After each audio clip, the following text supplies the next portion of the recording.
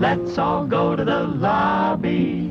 Let's all go to the lobby. Let's all go to the lobby to get ourselves a treat. Please be quiet and courteous to others and silence your cell phones now. The Greenbounds, and we have American Dream. I find good job in Pickle Factory. Sarah, I make this vow. 100 years, our family will prosper. And then one day, everything changed. Welcome back to the movie experience, because we have a movie here. It's a comedy, no history, no nothing like that. So we got something that's a comedy here, a Seth Rogen comedy. I'm interested to know because you watched it while I was at work. Yeah, so it is called American Pickle. And American Pickle was a movie that I was looking at, that I was like, okay, this is going to be trash because I'm going to roast it while Swag roasts Transformers. Okay. That was the plan, so we can have a good laugh. And that didn't end up being the case. So, so what happened? So Seth Rogen actually makes a kind of compelling movie about this Jewish guy from 1919 who is a ditch digger. And then he goes and he marries his wife, and the next thing you know, his pickle factory that is a very success gets condemned. But they have this rat problem, and as he's trying to attack these rats, like a shitload of rats come up there and like push him off the balcony. They don't literally push him off the balcony, they back him up, and he loses footing. He falls into this big tub of pickle things. Nobody sees it, and then when this place gets condemned, they just lock up the whole pickle thing. And then for 100 years, this man is sterilized and still lives within this tub of pickles. So when some kids in 2019 hit him with a drone and then the top comes off, he comes out. How would the structure have survived 100? It didn't really. It's like if you try to North Philly, you see the big abandoned buildings with all the glass stuff out. Mm-hmm. That's what it looked like. So he comes out. So it's a fish out of water story. And then the only living relative. Now, first of all, I like how the movie is self-aware that how dumb it is. Okay. That's why it works, because in the beginning, what you say? That's what I love about Seth Rogen films, because they're all self-aware. Yeah, in the beginning, he was just like, everybody was talking about stuff. It makes no sense that this man would survive 100 years inside of a pickle tube, and then he was just like, the scientist explains it. And then they all listened. They were like, oh, okay, I get it. But they never explained what the scientist said.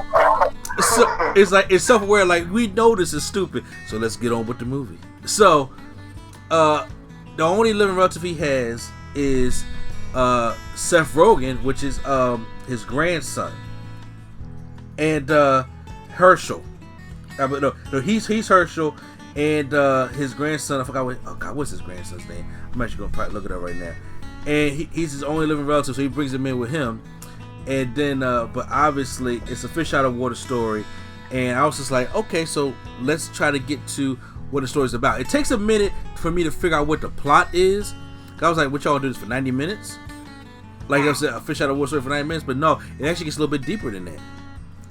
So, the good is where Seth Rogen tends to have a lot of heart in this movie. Right. And Ben Greenbaum is a guy who lives in Brooklyn, has a apartment, and then try to get his business Boobop off the ground. And then when Herschel comes in, which is his grandfather from all them years ago, Herschel looks at him as like weak, because so he comes from a different era. And so Herschel, so he was just like, take me to a cemetery where his wife was at, but Ben's both Ben's parents has died. Oh. And he's not religious anymore. He's not Jewish anymore. Okay. Herschel doesn't like, because Herschel's just like, wait, what you mean you're not Jewish? You turn your back on your family. So when they have this fight, and Herschel's just like, this is what I'm going to do. I'm going to, because he was just like, we can get the money, take down this billboard, because what happens is there's this billboard right in the middle of their Jewish graveyard, which is not really that big. Nobody takes care of it. There's weeds everywhere. And then the construction workers are come back to put a new billboard for white vodka down there. He's like, you take down your billboard. He started beating up the construction guys. Oh God! And like he whoops their ass. And they can't hold a candle. They go to jail, and he's just like, look, we want to get that billboard down. He says, we can't get no, it's not how this stuff works. And then he said, you got to make money. And then he said, you got to make we need about $200,000. I don't have it because I spent all the money, to try to bail us out of jail. And he says, well, look, I promise you, mark my words, because you calling me stupid, I'm going to show you how stupid you are. I'm going to create a pickle business. I'm going to be successful. And I'm going to get that billboard taken out. I'm going to fix up the graveyard. So he leaves. So Herschel does his old school stuff and creates a pickle business out there on the street. And when he creates a pickle business, he just takes pickles. It's funny. He goes into the store. He buys he has a cart full of pickles, right? And she says they're 90 cents a piece. He said, excuse me, you said they're 90 cents a piece? Because back then, 90 cents, you could probably get all that plus more. For pickles. So he has to find an idea. So he gets old pickles from the trash. Ew. With salt and rainwater. Ew. And with these jars, and he's selling them out there on the street. And then there's this couple that comes up, and it was just like, are these authentic? Or are these got all these preservatives and everything like that? And then what happens is the couple posts him on a blog, and he gets popular in the street. And then so Ben is jealous. Of course. So throughout the movie, he's doing everything he can to sabotage the pickle business. No. So the first time he calls the health department.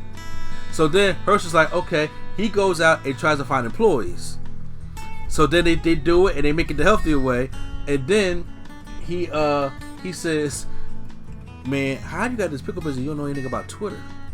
And he says, he forces him to do some Twitter. He said, when you go on Twitter, you just gotta give your raw, hard feelings, knowing this thing is going to backfire on him. Oh God! And he does that, and then what happens is it backfires him again, because you got people talking about stuff. Hey man, he's not being mean. He's playing chess, not checkers. He's just telling how he is. So he gets even more popular. So people was lobbying for him to be president of the United States. What? And then it's a crazy movie. So Ben is even more pissed. He goes to this debate that this guy's having, and he asks him a question about how do you feel about Christianity and stuff like that, because he's Jewish. Yeah, well, they ain't like that answer too much. So, and they start chasing the whole organization, starts chasing him and everything like that.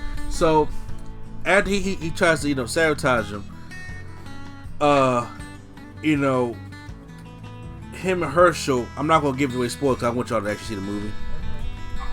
It comes to a point where things hit the fan and things are reversed, but Ben realizes where Herschel's coming from, and Herschel realizes that Ben is not weak and he does care about his family also. And when you are hurt, you tend to lose, especially everybody knows when you lose the death of a loved one, you lose faith. It's hard to keep faith sometimes, and it's a very surprisingly decent movie. It really is. I really thought it was gonna be kind of trash. I was like, Seth Rogen playing two parts, I thought it was gonna bother me, but it doesn't annoy me. It doesn't annoy me like when I see Ella Gucci do it the other day on In the House. Yeah. That annoyed me. But the way he does it, like he does play two totally different characters, and I get it, and I actually was into the movie. So I'm gonna grade the movie a hashtag give it a chance. I did want to check the movie out. And I always say that Seth Rogen is the good Adam Sandler of our time. Yeah, I mean Seth Rogen, he has his comedies. Ideas, but it's so good. But the thing with Seth Rogen is he has these crazy ideas, but his crazy ideas work within sense, if that makes sense. Like I've seen almost all the Seth Rogen movies except for Pineapple Express, and he really is, one, being himself, and two, he's telling a logical movie that is just basically lined in truth. It's not like Little Nicky that came on the other day. I was like, why did he make this movie? We several Adam Sandler series. Movies I look at like, why did he make this movie? Exactly. So, but yes, Seth Rogen is really good. And American Pickle, like I said, I had a good time with it. I had a good time with it. I didn't have to trash it that much. It knew what it was. It wasn't meant to be taken seriously. But even with that being said, it was a movie that had some heart to it. Because I was like, what is the plot to it? I was like, oh, I get it now. And I was like, damn, I think Lady Sketch would like this. I may actually play it for after the podcast is over. But the one part that I did see when he was talking about his app, I was like, somebody make this. Because we will make money off of this. Yeah, you know somebody will probably do that. So yes, I give it a hashtag give it a chance. So once again, guys, make sure you guys subscribe and share at the Pop Culture Playground here at the Nerd Coach Studios. And once again, this is NC Place to Be. Church member Staying D, and I'll see you at the movies.